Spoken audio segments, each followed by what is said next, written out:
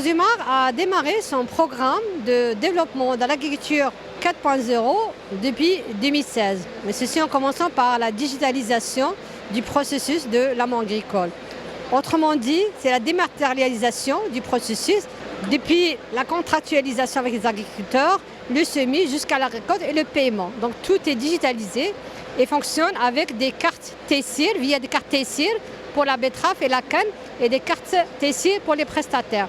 Donc ces cartes TESIR permettent aux agriculteurs de s'approvisionner en intrants chez nos distributeurs et effectuer toutes les opérations dont ils ont besoin avec ces cartes TESIR qui sont connectées à notre système. Ce projet a vu le jour depuis 2016 et réalisé en 2018. Après, nous avons introduit l'intelligence artificielle pour développer davantage l'agriculture 4.0. Ça veut dire que nous avons commencé par une fertilisation raisonnée. Fertilisation raisonnée, ça veut dire au lieu d'apporter des fertilisants identiques à tous les types de sols et pour tous les agriculteurs, nous effectuons une analyse par type de sol et par agriculteur. Suivant les résultats de ces analyses que nous effectuons chez nous, dans un laboratoire qui est développé en interne par Parcosumar, suivant les résultats et suivant le besoin de la plante, on effectue la formulation exacte à communiquer à l'agriculteur et à la parcelle donnée. Ça veut dire qu'on prépare une formule raisonnée, une formule personnalisée à l'agriculteur. Après fertilisation raisonnée, nous sommes intéressés à introduire l'IA pour l'identification des mauvaises herbes au stade précoce et des maladies qui sont liées à la betterave et à la canne.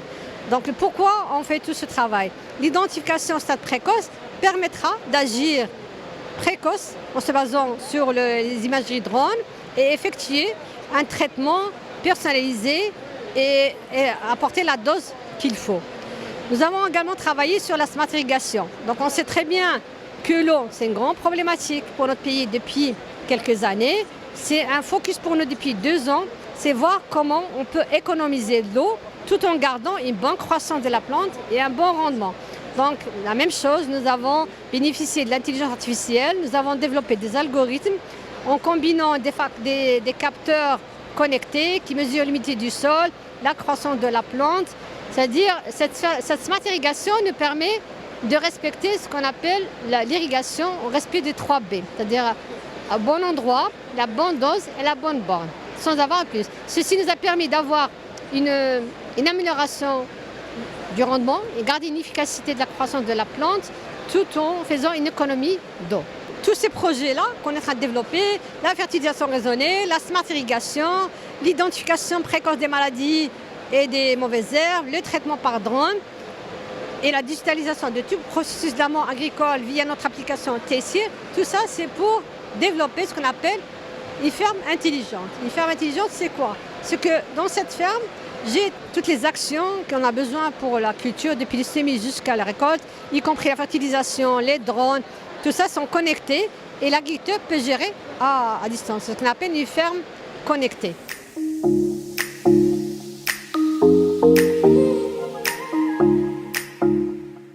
Pourquoi tout ce développement? L'agriculture 4.0, on le fait pour un but donné.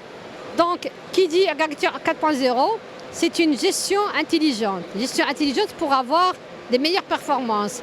Si je prends par exemple la fertilisation raisonnée, ça a permis à l'agriculteur d'économiser environ 20% des engrais. Ce qui valeur, ce n'est pas donné.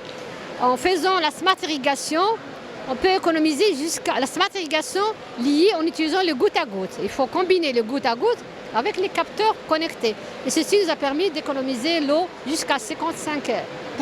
Pour ce qui est des pesticides, en utilisant l'identification précoce des maladies, des mauvaises herbes et faire un traitement, ça nous permet de faire un traitement personnalisé et localisé. Et l'expérience a montré aussi que l'agriculteur peut économiser jusqu'à 30% des pesticides.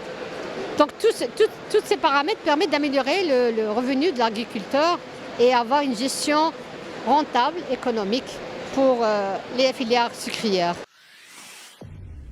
Pour suivre toute l'actualité d'EcoActu.ma, inscrivez-vous sur notre chaîne YouTube et rejoignez notre communauté sur Facebook et sur les autres réseaux sociaux.